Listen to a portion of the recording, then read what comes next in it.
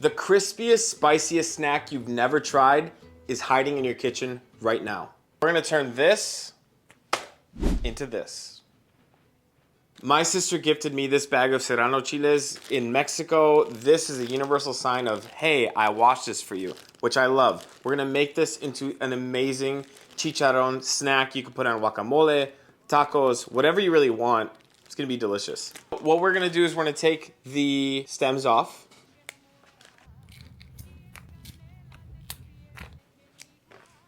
Now that our chiles are destemmed, we're gonna take them and cut them into uniform sized pieces, just making it easier for consistent cooking when it gets into the oil.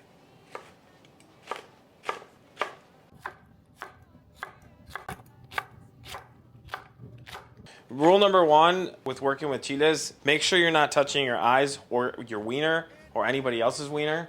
And if you are gonna touch somebody else's wiener, make sure that you get consent, obviously. But for real, like, you really don't want to touch your eyes after doing this. You can wear gloves if you want. I'm not doing it because, again, I'm not going to be peeing the rest of the day. Or, I don't know, figure it out. Wash your hands a bunch, dip them in milk if you want to be a fucking creep.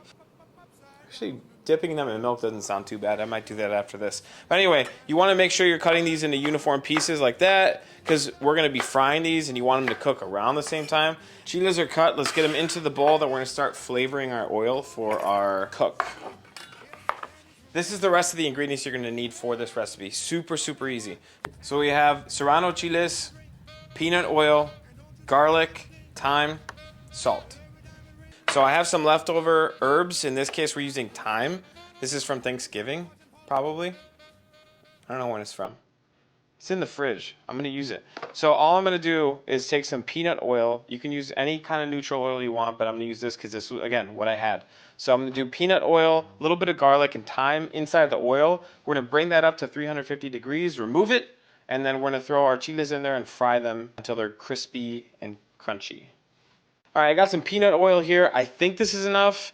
Again, this is a lot of feel. Not really a recipe, more of a technique. Sometimes, guys, you have to let your nuts hang and just cook.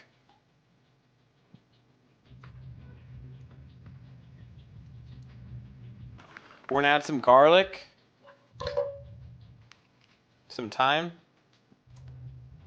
All right, we have garlic and thyme in our oil. We're gonna turn this on and bring it up to about 350 degrees. That's the temp we wanna be around for the chilies in there. So right now we're just gonna flavor our oil with the garlic and thyme and get it ripping.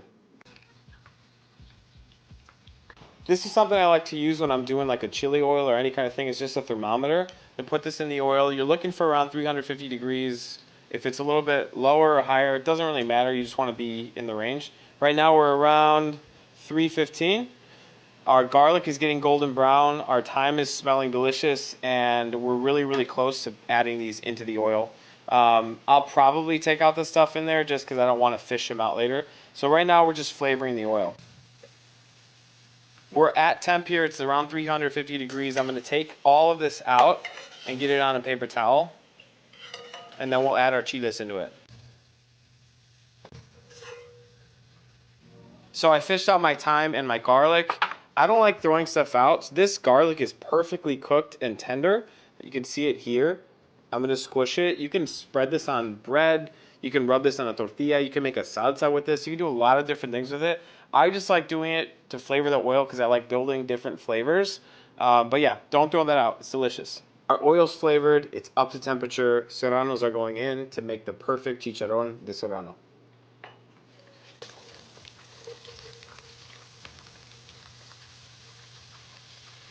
These have been cooking for about 5 minutes. You want to make sure you're constantly stirring them to make sure there's no sticking, make sure there's even cooking. So just keep it moving in there. So chiles have been cooking for about 15 minutes now. Oil's been steady around 325, going up to about 350 while stirring. They look golden brown, but there's still a little bit of like olive green tint to them. We want to take them a little bit further than that. We want them super crispy. Chiles have been cooking for about 20 minutes now. They're looking really crispy.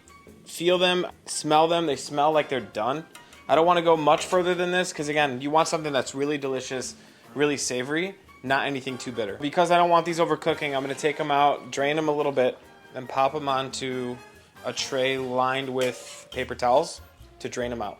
So our chiles are done cooking. I removed them for the oil because I don't want them to overcook. You're gonna season these with some salt. Let them hang out here, cool down. The oil's gonna get a chance to cool down as well. And then at the end, we'll put them in a jar.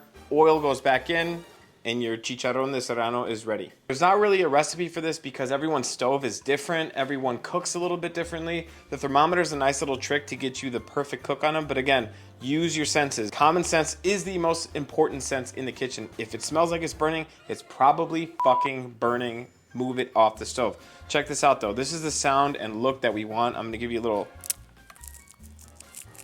crunch test. That's what we want. Cooling down, cooling down. We're gonna marry them later. This chicharrón de serrano can be used for a bunch of different things. It can be used as a condiment, on tacos, as a dip. Today, I'm gonna put it on guacamole. So we're gonna make a very simple guacamole in a molcajete using the roasted garlic that we used to flavor our oil. Let's do it. All right, first things first, we're gonna drop some of our garlic that we roasted. 4 cloves looks good. Pinch of salt goes in. And then I'm gonna add the lime juice right now just cause I don't care. It's gonna be good. Lime juice goes in.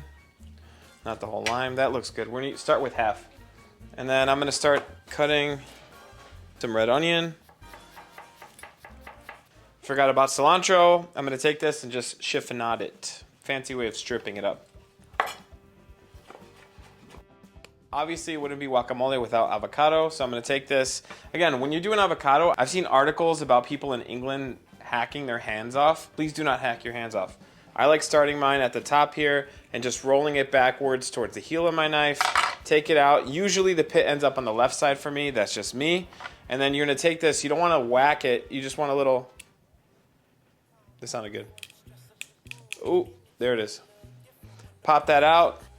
And then you can slice this up in its own skin first. Oh, there's a little nugget in there. Oh, fuck. Okay, let me get rid of that. We have our roasted garlic, lime, and salt in here. I'm gonna mash it up. Avocado goes in. Avocado in. Time to mash. Onion goes in. Cilantro goes in. Guacamole is done. Simple, delicious. I'm gonna try it for salt and seasoning, make sure it's good.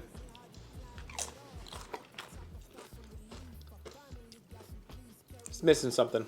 Our chiles are perfectly fried. We're gonna put them into a container and then top them with our oil. The good part about doing this on a paper towel is you can kind of fold it up like a taco. Take it. Hear that sound? That's the sound you want to hear. I changed my mind and I wanted to add a little bit of an extra flavor. I have some toasted sesame seeds that I'm just gonna sprinkle on top here. Our oil is finally cool enough to top our chiles with sesame in there, a little bit of salt. I'm gonna add a little bit more for good measure. Shake this up a little bit.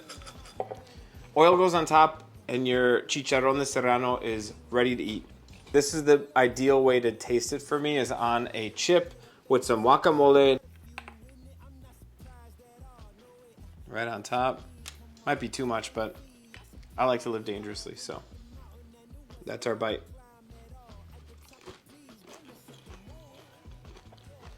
Holy fuck, that's so good. These chiles, when they were raw, super spicy, super punchy. I had one last night with dinner and they were like, blow your face off. So fucking good. But like this, they're tamed. You get that like roasty, toasty chili note. I'm fine. I'm not gonna cry about it. I already did that in the car. We're fine. Everything's good.